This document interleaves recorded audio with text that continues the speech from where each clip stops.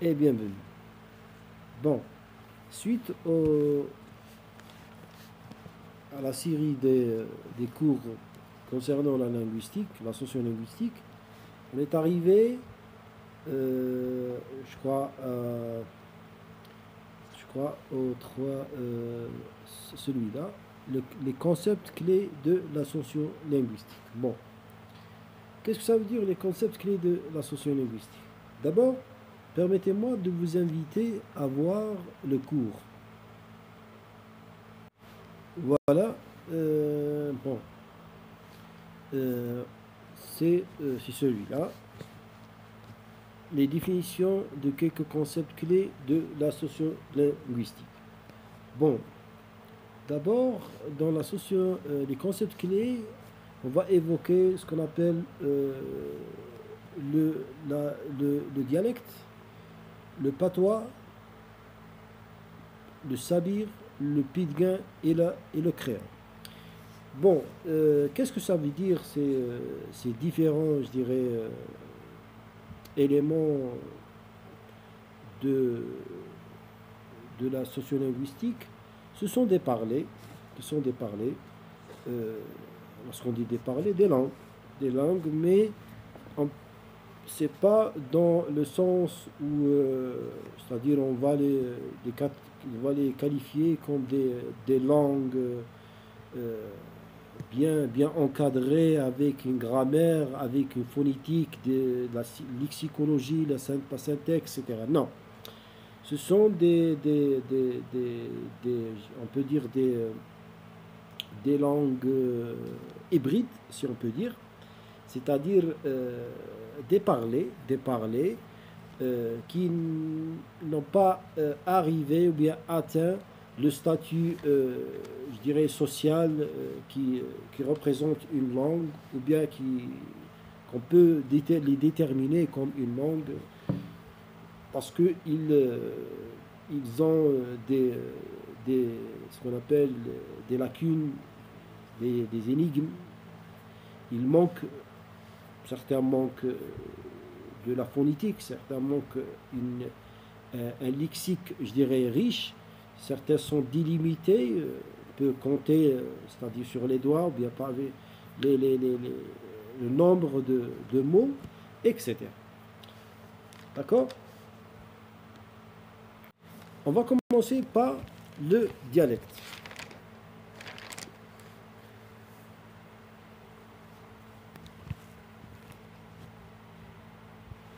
Bon, le dialecte, si on peut définir le dialecte, c'est un parler, ou bien, oui, c'est un parler. L'origine, l'origine, je dirais, il dérive du grec,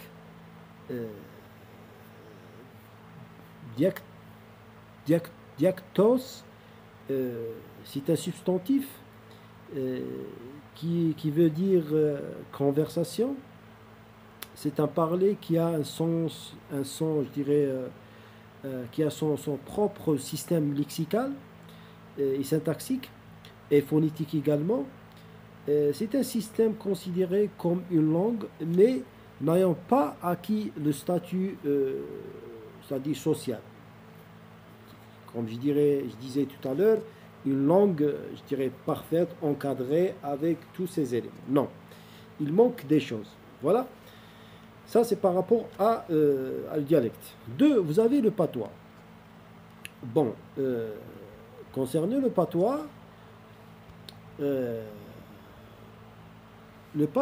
c'est un dialecte. C'est un parler, bien sûr, et c'est un dialecte.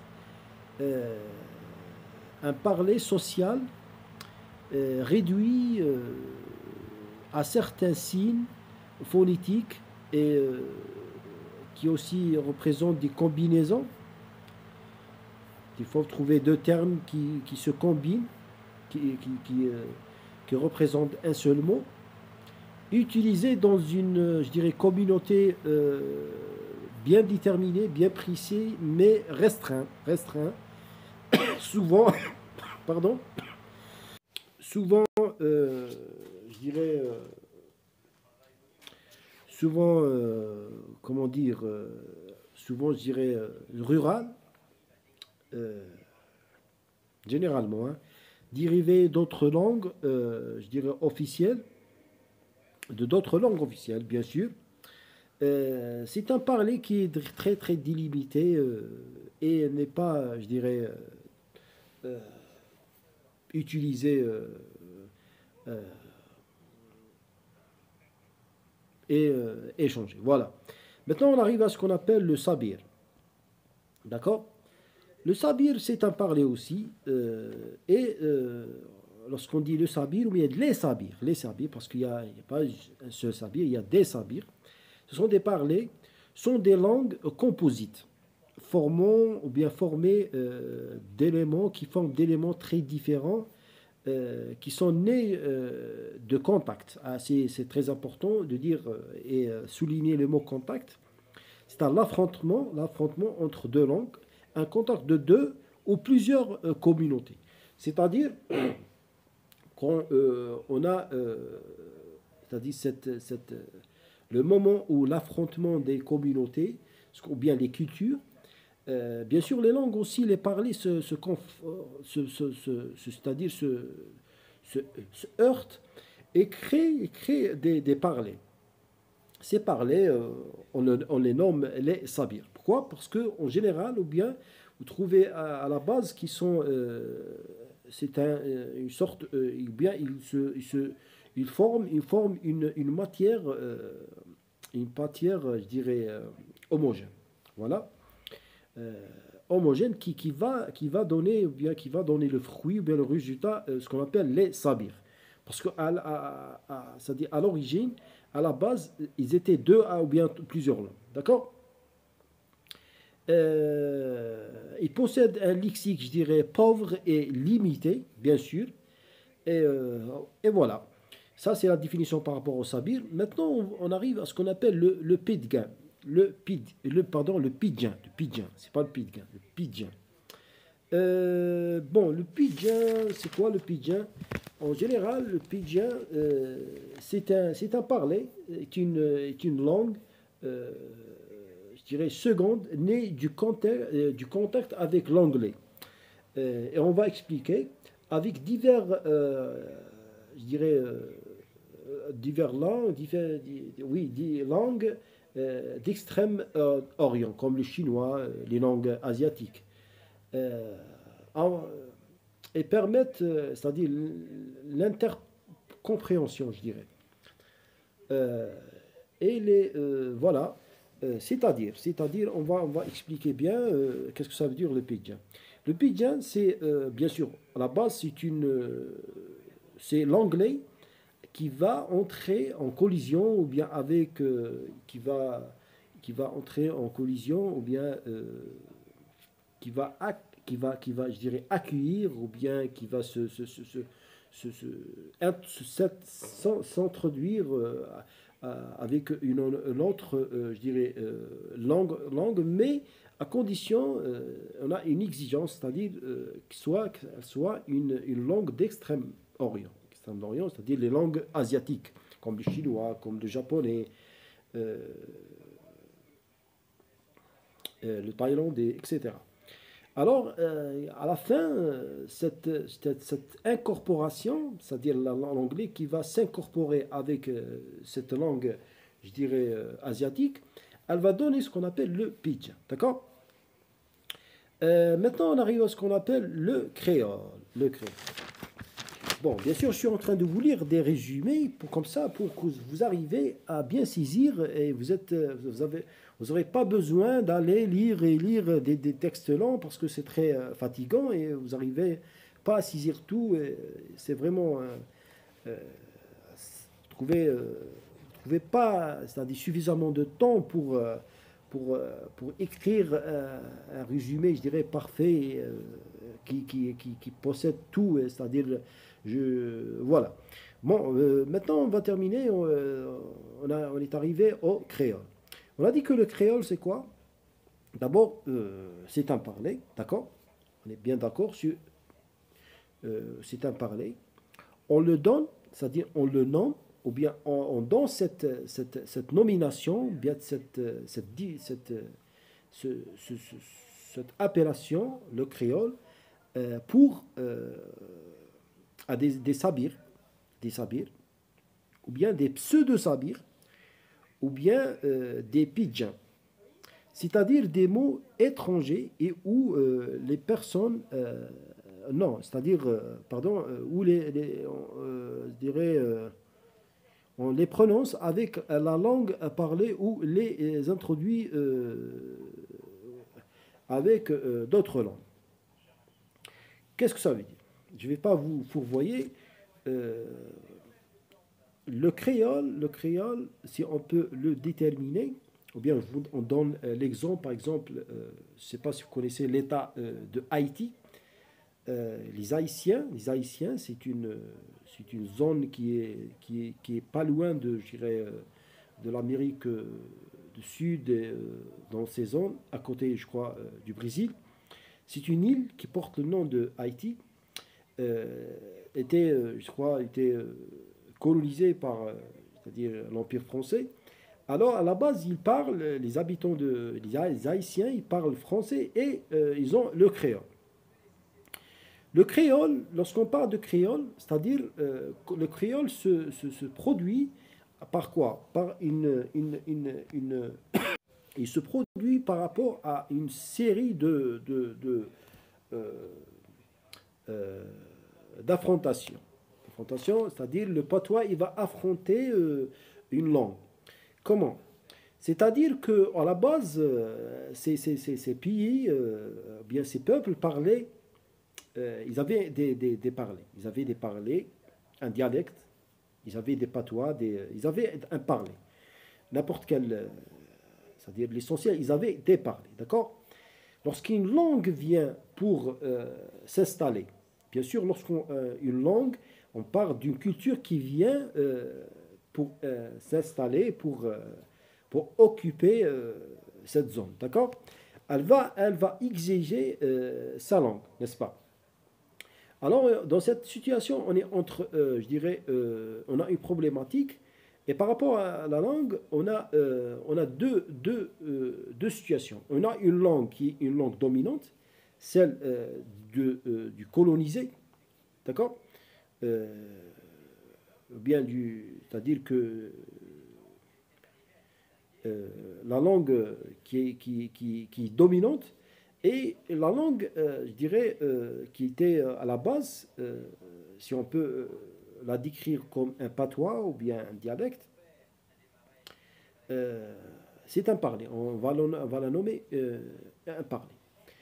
Bon, cette affrontation, euh, elle va, avec le temps, au fur et à mesure, avec le temps, cette langue qui est dominante, elle va pas rester, c'est-à-dire, soit elle va subsister, soit elle va entrer en collision, elle va être entrée ou bien s'incorpore avec le dialecte parlé de base de ces peuples qui va produire une troisième langue, si on peut dire, qui va, en général, on trouve cette troisième langue, ou bien ce troisième parler,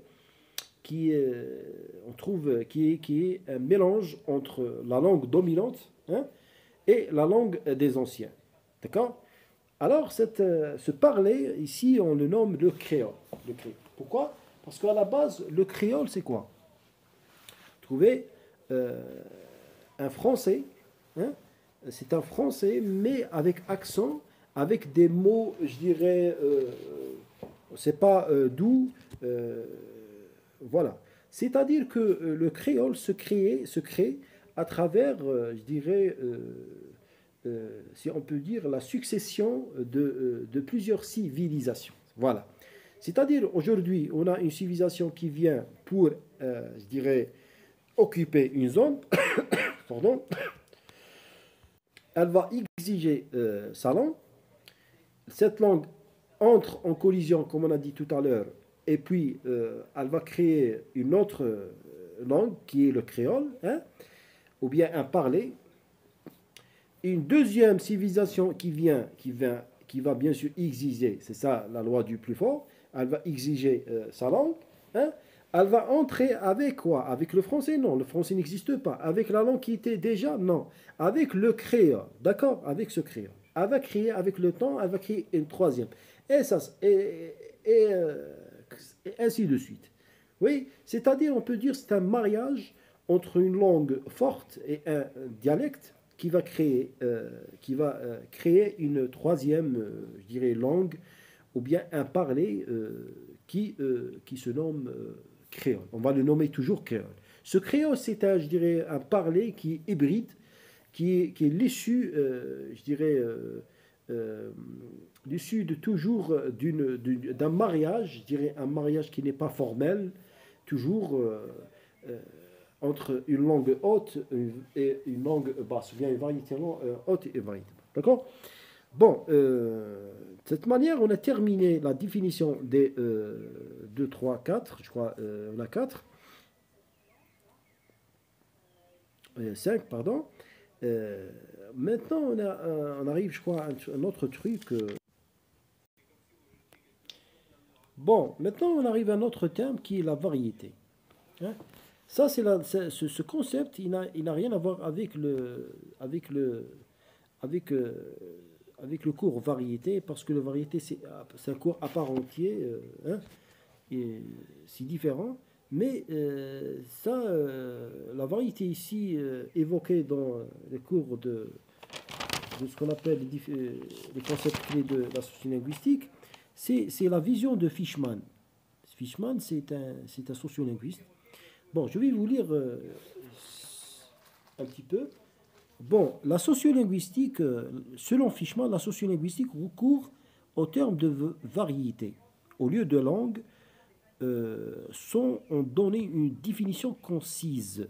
Le mot langue possède une signification supérieure et surtout parce que ce mot compte de nombreux jugements de valeur.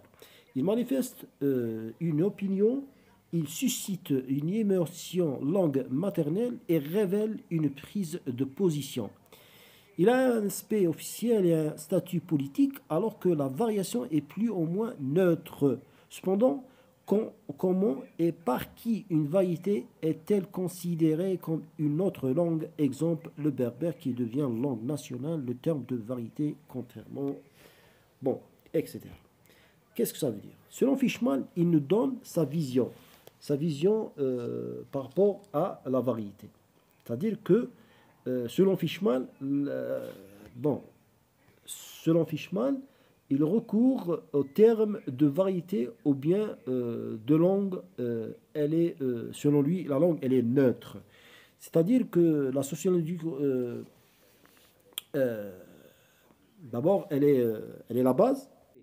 C'est-à-dire, pourquoi, c'est-à-dire, après cette énumération de, je dirais, différents concepts clés de la sociolinguistique, le patois, le pédguin, le créole, le sabir, le pidgin, le sabir, le créole le dialecte. Et puis, on a la vision de Fishman par rapport à la variété. Qu'est-ce que ça veut dire? C'est tout à fait simple. Selon Fishman, il veut expliquer que la sociolinguistique a pris une décision, hein, de nommer les, c'est-à-dire, ou bien de nommer les langues, ou bien au lieu de dire, c'est-à-dire, euh, au lieu de dire, c'est-à-dire langue, euh, on utilise le mot variété. Variété, pourquoi? Et c'est vrai. Parce que lorsqu'on dit une langue, le mot langue, il englobe, je dirais, bien, il donne une impression de généralité. Hein? Lorsqu'on dit une langue, c'est un peu vaste, c'est vague. Mais lorsqu'on dit une variété, c'est-à-dire on est en train de parler d'un élément, hein, d'une variété, d'un parler qui a forcément d'autres, je dirais, euh, d'autres éléments qui a d'autres éléments qui entrent, qui se présentent, soi-disant, euh, de façon réciproque ou bien différente. Voilà. L'essentiel, par rapport à la sociolinguistique, on utilise le mot variété au lieu de dire langue, par rapport à tous les parlers. D'accord? Bon, quand vous remarquez, mes amis, regardez, la variété, vous avez presque 3, 5, 6, 7, 8 lignes, hein, c'est trop. Et regardez la communauté linguistique. Hein. Vous avez la vision de Hocher, vous avez de Convers, là, bon. Comment résumer ça? Alors, et en plus, il y a des termes qui sont un peu, je dirais, vous ne possédez pas je dirais, cette généalogie de mots, c'est un peu difficile pour vous. Alors, c'est très important d'utiliser un résumé qui va vous aider à mémoriser et être, je dirais, flexible avec vos cours, n'est-ce pas? Mais c'est-à-dire l'idée du cours que je suis en train de donner, c'est pour vous faciliter un peu, vous alléger les textes et la compréhension. Et je vous donne, je dirais, des, euh, des raccourcis, si on peut dire, d'aller directement au but. D'accord? Alors, quand vous remarquez la communauté linguistique, qu'est-ce qu'on peut dire sur la communauté linguistique? Hein? Comment elle se représente, comment définir la représentation, la communauté linguistique, etc. Bon, pour parler de la communauté linguistique, euh, je vous donne le résumé suivant. C'est un ensemble d'individus. Lorsqu'on dit une communauté linguistique, c'est un ensemble d'individus utilisant le même outil linguistique, entre parenthèses langue ou bien dialecte. C'est pas forcément langue, hein, n'est-ce pas? Parce que lorsqu'on parle de communautés africaines, forcément, ils ont des dialectes différents et variés. Lorsqu'on parle de communauté indienne, la même chose. Alors, euh, c'est un ensemble d'individus utilisant le même outil linguistique, entre parenthèses langue ou bien dialecte, dans un but communicatif. D'accord? C'est-à-dire le but, c'est la communication. Il implique ou bien elle implique une identification géographique, bien sûr, ou sociale de ces communautés de langue. Qu'est-ce que ça veut dire? Ça veut dire que pour désigner une communauté, c'est-à-dire pour connaître une communauté, on doit savoir euh, le lieu, c'est-à-dire bien, le lieu géographique, c'est-à-dire l'appartenance géographique, hein, le lieu, c'est très important, c'est-à-dire que le lieu qui va déterminer la communauté linguistique, c'est ça. Exemple, les Français forment une communauté linguistique parfaitement euh, distincte des Allemands, par exemple. Hein? Ou bien la communauté, je dirais, africaine, qui forme une communauté francophone par rapport à la communauté maghrébine, par exemple. Hein? Ah, maintenant, on va donner les visions des trois linguistes. On a trois linguistes. On a la vision de Haché, la vision de Gombers et la vision de William Labov. Hein? S'il vous plaît, c'est très important. Et vous devez juste prendre des notes et me suivre. Donc, bon, on va commencer par la vision de Haché, 1958. C'est-à-dire, Haché, c'est une linguiste, je crois que c'est une femme. Bon, selon elle, sa définition par rapport à la communauté, elle dit quoi?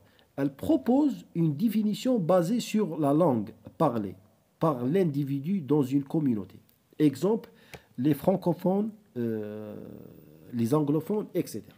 C'est-à-dire que la vision d'Aché, c'est par rapport à la langue. C'est-à-dire, c'est lorsque j'entends quelqu'un en train d'exercer la langue, soit le français, l'anglais, l'allemand, etc., c'est dans ce cas-là où je peux déterminer, ou bien je peux comment dirais-je, je peux connaître sa pertenance.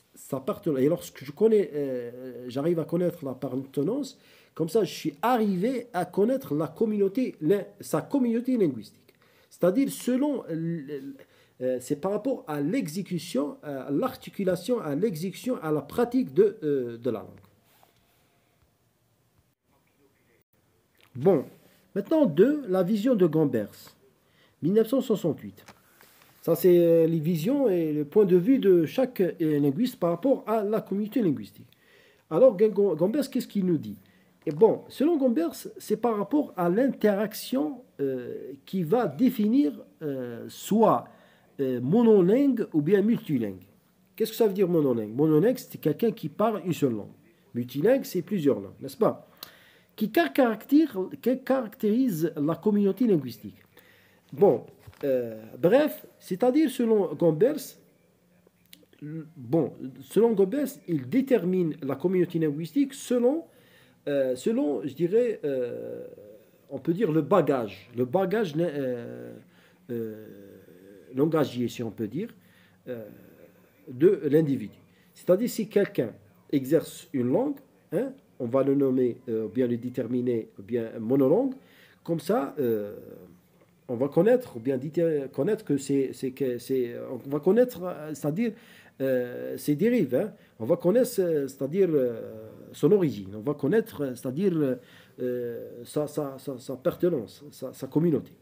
S'il exerce deux langues, on va comprendre que c'est arabe, français, et c'est forcément quelqu'un qui vient du Maghreb, par exemple. Ça, c'est la vision de Gambers. 3, la vision de William Labov. Bon, William Labov, 1976. Hein, il faut noter les noms, hein, les années, c'est très important. Ces années déterminent la théorie, c'est-à-dire le linguiste, quand est-ce qu'il a procédé à créer, je dirais, à exhorter cette théorie. William Labov, c'était en 1976. Selon William Labov, la communauté linguistique est explicite. Hein? Explicite, c'est-à-dire elle n'est pas implicite.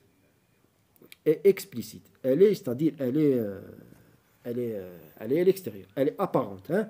Les sujets parlants possèdent un vocabulaire distinct, hiérarchisé, c'est-à-dire que l'emplacement de la personne qui définit son parler et sa communauté. Bon, on voit que c'est différent.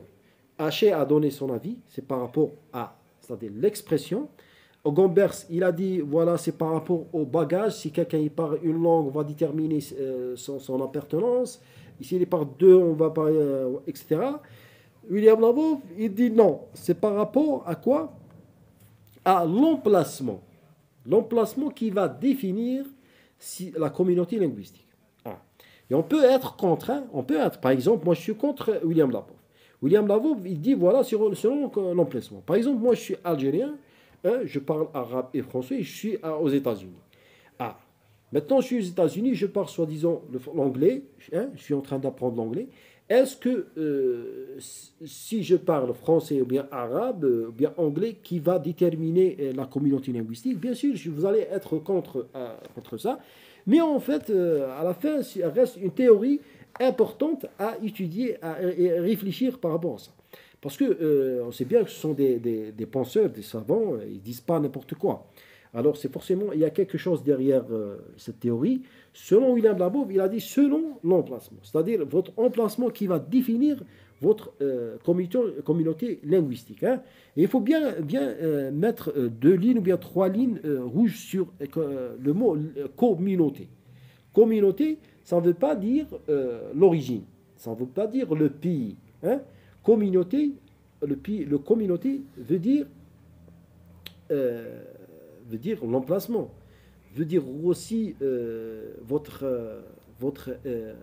comment dirais-je, votre pratique à une langue, hein, votre bagage. Hein. Comme ça, peut-être vous allez remarquer qu'on est en train d'évoquer les 3 théories d'une façon indirecte. Hein. Je pense que c'est clair, on a encadré les 3.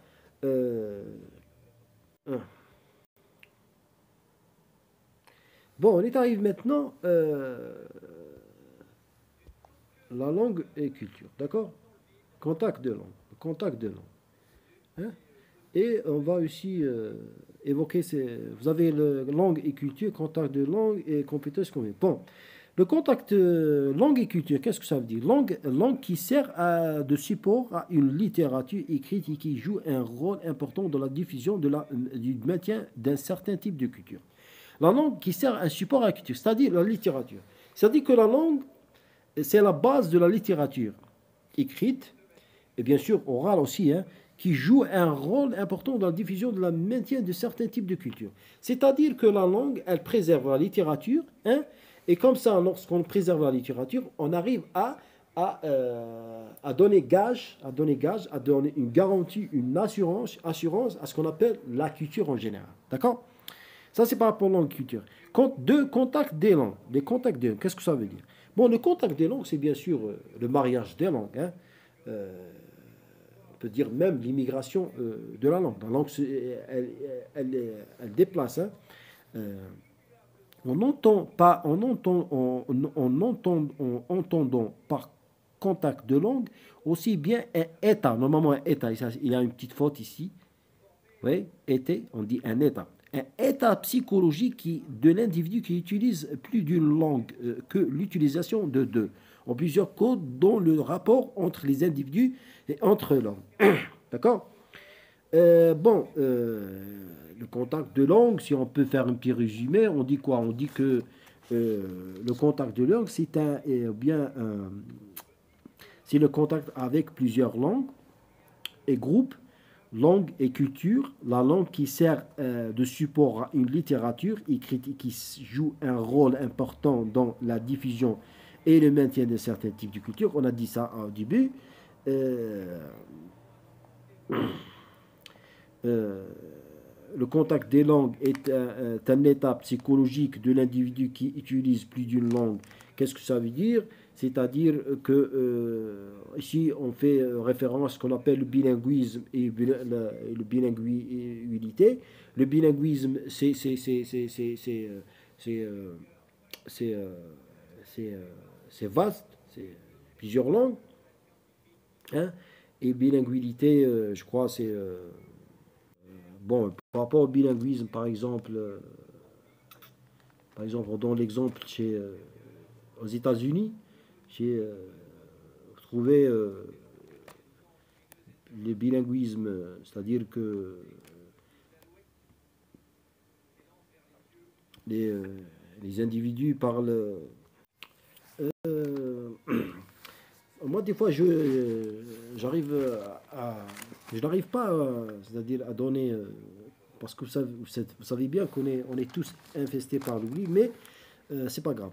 Le bilinguisme, normalement, lorsqu'on dit bilinguisme, c'est c'est-à-dire que c'est par rapport à deux compétences linguistiques, hein. Deux compétences linguistiques, c'est-à-dire quelqu'un qui est en situation de bilinguisme, il possède deux compétences linguistiques, hein. Ou bien plus, hein, ou bien plus. Deux compétences linguistiques ou bien plus. Une pour chaque langue. Sur cette dimension, on distingue le bilinguisme et c'est-à-dire, on peut dire que il est en situation de bilinguisme, mais la chose, c'est-à-dire importante, c'est qu'il y a une langue qui est dominante, qui joue le dominant, qui est une langue qui est caractérisée par ce qu'on appelle la variété haute, hein. Par exemple, je vous donne l'exemple, c'est très important les exemples. Par exemple, si on parle d'un continent comme l'Afrique. L'Afrique, la majorité des peuples africains parlent une langue, une seule langue, hein. Une seule langue qui est une langue dominante qui est le français, n'est-ce pas? Alors on dit que ces peuples sont bilinguisés, sont dans une situation bilinguisme, d'accord? Parce qu'ils possèdent une langue, je dirais, qui est dominante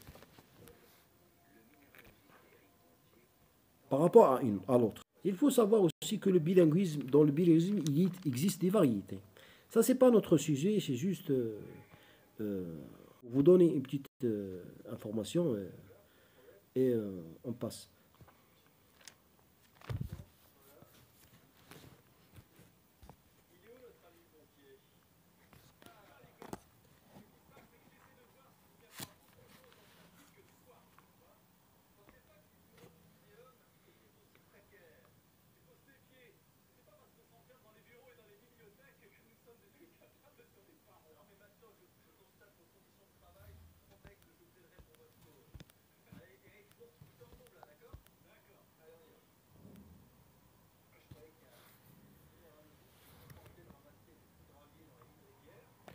Bon, par rapport à la communauté linguistique, je crois que j'ai oublié un élément très essentiel. On a évoqué tout à l'heure la vision de Haché et Gombers et William. On doit ajouter une autre vision de celle du linguiste Chevalier. Chevalier qui donne son point de vue par rapport à la communauté linguistique. Alors, qu'est-ce qu'il dit? Selon Chevalier, le concept de communauté linguistique, la communauté linguistique est dominée par ce que nous appellerons les règles de trois unités. Qu'est-ce que ça veut dire les règles de trois unités? Vous avez ce qu'on appelle l'unité spatiale, l'unité culturelle et l'unité temporelle. Bon, l'unité spatiale, entre parenthèses, elle est impérative, d'accord?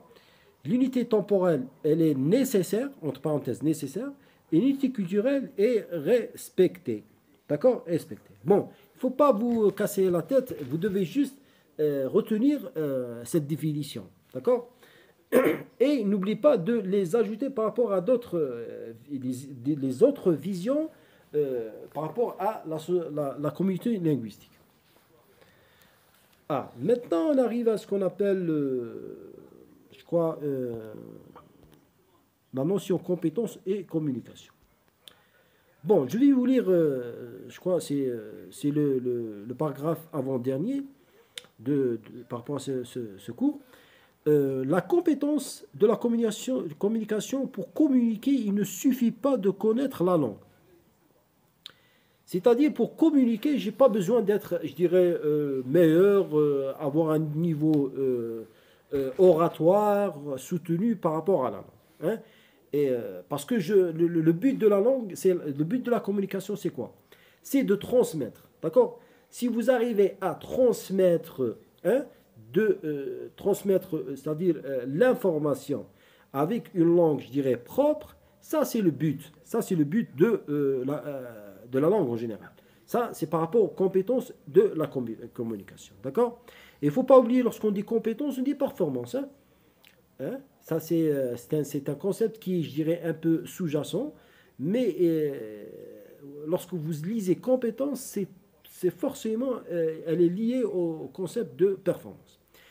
Bon, le système linguistique, je vais comme ça vous tracer, comme ça, pour vous arriver à me suivre. Le système linguistique, il faut également savoir comment s'en servir en fonction du contexte social. Du système linguistique, c'est-à-dire, comme on a dit, je disais tout à l'heure, c'est pas nécessaire d'avoir une langue oratoire semblable à des natifs. Non. L'essentiel est que votre système linguistique, il doit être, comment dirais-je, perfectionné et en fonction, je dirais, propre, contexte, avec le contexte social, avec les d'autres linguistes, avec d'autres linguistes. Ça, selon William Labov, pense que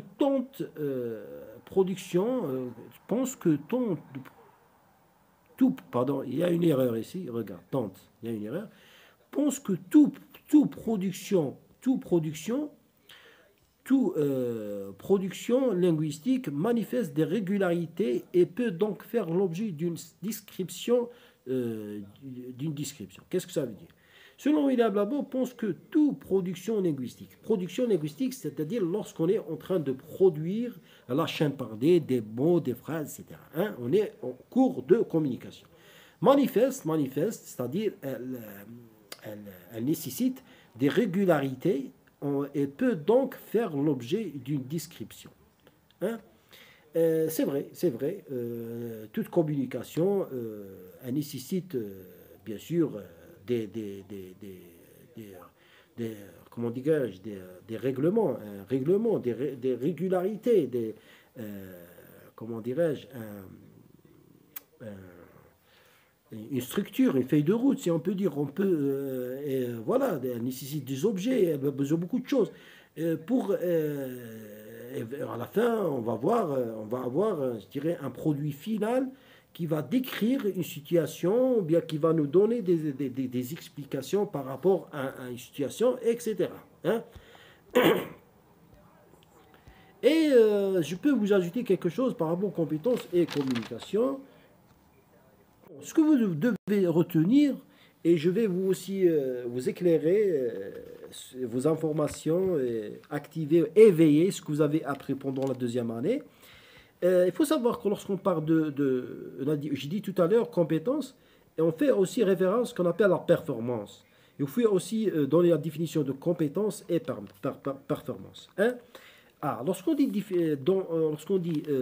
compétence et performance, qu'est-ce qu'on veut dire par cette définition, par ces concepts? C'est la mise en application de cette de compétence dans une situation concrète, par un sujet, ou bien, oui, un sujet parlant, déterminé. Bon, je crois que c'est pas nécessaire. Je vais pas étaler trop. Je vais arriver au tableau. Bon, le tableau, ça c'est un tableau, mais c'est un tableau maudit. Pourquoi c'est un tableau maudit? Parce que même si vous arrivez à mémoriser, soyez sûr que vous allez faire des fautes. Je sais pas. Parce que ça, c'est le point de vue de notre chère enseignante, je me rappelle bien, euh, qui a dit ça. Bon, vous remarquez ici, bon, vous avez établissé une comparaison entre les parlers suivants. Dialecte, hein, patois, pidgin et créole. D'accord? Vous avez dialecte, patois, pidgin et créole. D'accord? La définition. Le dialecte associé à... ça, ce sont les définitions, mais on a donné des définitions. Hein. Ce sont des définitions qui sont programmées, mais sont un peu, je dirais, lourds à la compréhension. Alors moi, je vous conseille de suivre et de noter les définitions que je vous ai déjà données au début. D'accord?